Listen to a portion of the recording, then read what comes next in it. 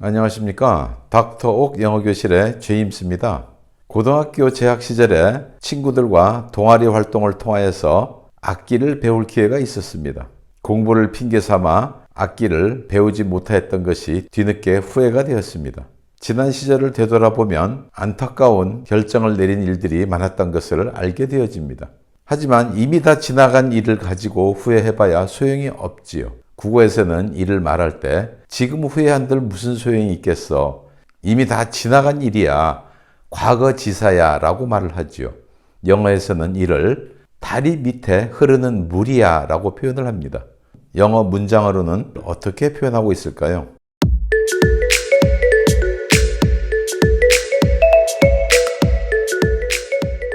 닥터옥 영어교실의 제80화는 자연이라는 주제 속에서 물과 관련된 표현들을 중심으로 그 네 번째 이야기를 여러분과 함께 나누어 보고자 합니다. 아직 구독자가 아니신 분들은 빨간색 구독 신청 버튼 꼭 눌러주시고요. 아울러서 엄지손가락, 좋아요와 응원의 댓글도 달아주시면 대단히 감사하겠습니다. 이미 다 지나간 일이야. 후회한들 아무 소용이 없어. 이 표현은 다리 밑으로 흐르는 물이야 라고 하여 water under the bridge 라고 하지요. 지난번 실수는 다 잊어버려. 이미 다 지나간 일이야. Forget about the mistake. It's all water under the bridge. Forget about the mistake. It's all water under the bridge 라고 얘기를 하지요. 물 위로 머리를 간신히 유지하고 있는 상태는 무엇을 의미하고 있을까요? Keep one's head above water 라는 구문이 있습니다. 경제적으로나 또는 재정적으로 어려운 문제를 간신히 꾸려나가다 라는 의미를 담고 있는 구문입니다. 예를 들어 그 회사는 코로나19 대유행 기간에 돈 문제를 해결하기 위해서 노력하고 있습니다. The company is struggling to keep its head above water during the COVID-19 pandemic. The company is struggling to keep its head above water during the COVID-19 pandemic 이라고 말을 하면 됩니다. 뜨거운 물 속에 담겨져 있으면 어떤 느낌이 들까요? 심각한 문제에 빠져 있을 때 이를 뜨거운 물 안에 있다라고 얘기를 합니다. 탐은 회사에서 해고되었을 때 아주 심각한 문제에 빠지게 되었어요. Tom was in hot water when he was fired by the company. Tom was in hot water when he was fired by the company 라고 얘기를 하면 됩니다. hot water 대신 깊은 물이라고 하여 deep water를 대체하여 사용해도 같은 의미가 됩니다. Tom was in deep water when he was fired by the company 라고 말을 할 수 있지요. 모두가 즐기고 있는 파티 장소에서 어떤 한 사람이 갑자기 흥을 깨뜨리는 말을 했어요.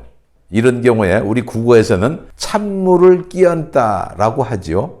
영어도 같은 표현을 사용하여 throw cold water on something 패턴을 이용하고 있습니다. 빌은 파티에서 찬물을 끼얹었어요.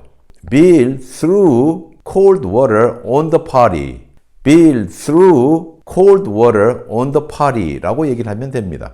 찬물을 대신 젖은 담요를 던진다 하는 표현도 함께 쓰이고 있습니다. 그리하여 Bill threw a wet blanket on the party. Bill threw a wet blanket on the party 라고 말을 할 수 있습니다. 흥을 깨뜨리는 사람을 젖은 담요라고 말을 해도 됩니다. 아무도 빌을 파티에 초청하지 않았어. 왜냐하면 그는 늘 흥을 깨뜨리는 사람이기 때문에 그래. Nobody invited Bill to the party because he is such a wet blanket. Nobody invited Bill to the party because he is such a wet blanket 이라고 말을 하면 됩니다. 가족들 간의 끈끈한 정이 다른 사람들보다 훨씬 더 강하다. 이를 뭐라고 얘기를 하죠? 피는 물보다 진하다. 영어도 우리 국어와 똑같이 표현을 하고 있거든요. Blood is thicker than water. Blood is thicker than water 라고 말을 하면 됩니다. 오리는 물속에 있을 때 가장 자유롭고 편안하게 보여요. 처음 하는 일인데도 쉽게 잘 적응하는 사람들이 있죠. 일을 잘 배우는 사람들을 마치 오리가 물로 가는 것처럼 일을 하다라고 하여 take to something like a dog to water 라고 얘기를 합니다. 예를 들어 조는 자기가 맡은 새 일을 잘 처리하고 있어요. Joe is taking to a new task like a dog to water. Joe is taking to a new task like a dog to water 라고 말을 하면 됩니다. 큰 버켓 안에 물이 한 방울이 들어있어요. A drop in the bucket 이라고 하는데 어떤 의미를 담고 있을까요? 무시할 만큼 아주 적은 양, 우리가 흔히 말하는 세 발의 피 또는 택도 없다 이 구문을 이용하여 표현합니다. 우리가 모금한 그 기금은 세 발의 피야. All the fund we raised is a drop in the bucket. All the fund we raised is a drop in the bucket 이라고 얘기를 하지요. 이를 좀 더 확대 과장하여 표현할 수도 있습니다. 버켓 안에 물 한 방울이 아니라 큰 대양, 큰 바다 속의 물 한 방울은 과연 얼마나 적은 것을 말할까요? 정부가 가난한 자들을 위하여 세운 예산은 세 발의 피예요. 택도 없이 모질라요. The government budget for the poor is a drop in the ocean. The government budget for the poor is a drop in the ocean 이라고 말할 수 있죠. 홍수가 나서 큰 피해를 입었어요. 더 큰 피해가 예상될 수 있다라고 경고할 때 눈에 보이는 작은 것은 감추어진 그 큰 문제의 지극히 적은 부분에 불과하다. 빙산의 일각이다 라는 표현을 the tip of the iceberg 라고 합니다. 그 피해는 빙산의 일각에 불과해요. The damage is just the tip of the iceberg. The damage is just the tip of the iceberg 라고 얘기를 하지요. 처음 만나는 사람들끼리 어떤 모임을 가지면 아무래도 서먹한 분위기가 느껴지거든요. 그때 누군가가 재미있는 말을 한다든가 흥미로운 게임을 하게 되면 분위기가 훨씬 좋아지죠. 이런 것을 얼음을 깨뜨린다라고 하거든요. 분위기를 바꾸기 위해서 우리 게임을 합시다. Let's play a game to break the ice. Let's play the game to break the ice 라고 말을 하면 됩니다. 바다에 나가 있으면 방향 감각을 잃어버릴 때가 있거든요. I am at sea 라는 표현은 나는 지금 혼란스러워. I am confused 라는 뜻을 갖고 있는데요. 예를 들어 회사에 출입하는 보안 장치 시스템에 변화가 생겼어요. 거기에 대해서 나는 그 보안 시스템에 좀 혼란스러워. I am a little at sea with the new security system. I am a little at sea with the new security system. 이렇게 말할 수 있죠. 바다 안에는 물고기들이 얼마나 많이 살고 있을까요? 상상을 초월할 만큼 아주 다양하고 많은 물고기들이 살고 있겠죠. 바다에 가보면 많은 다른 물고기들이 있어.